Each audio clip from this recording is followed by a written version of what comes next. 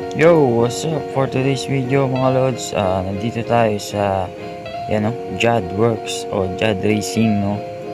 Yan, so magpapakalkal tayo ng pipe, no? Gawa ng masyadong nasasakal si Wrecker sa atin yung pipe, no?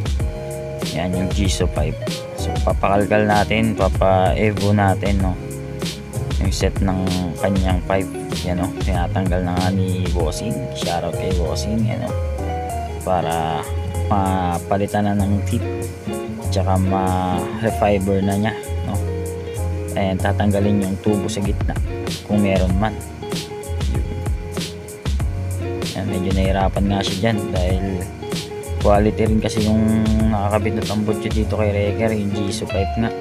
Ayan, and ginamitan niya pa ng acetylene para lang matanggal niya yan. Hindi katulad ng ibang pipe na pagkahugot mo ng tip, tanggal na kaagad yung gitna.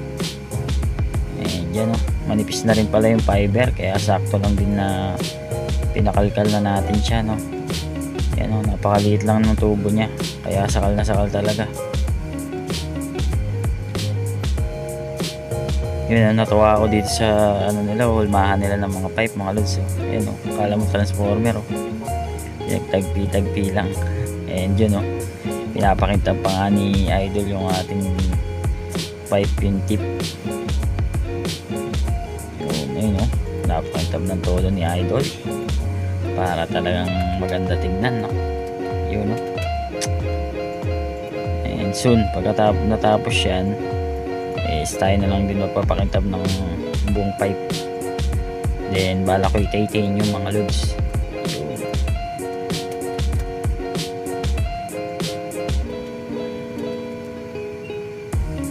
Yun, kintab na mga lods, kitang kita na, yun, yan, gagawin na nga ni Idol dyan, ginagawa niya na yung hindi na kayo lalagay sa loob yung screen type, gagawin niya ng screen type. Yan, natapos na, kakabit na ni Idol yung ating pipe, yun, Giso. Solid, simple lang mga lods, nakaratlok pala yung pipe natin mga lods. And yun, sound check.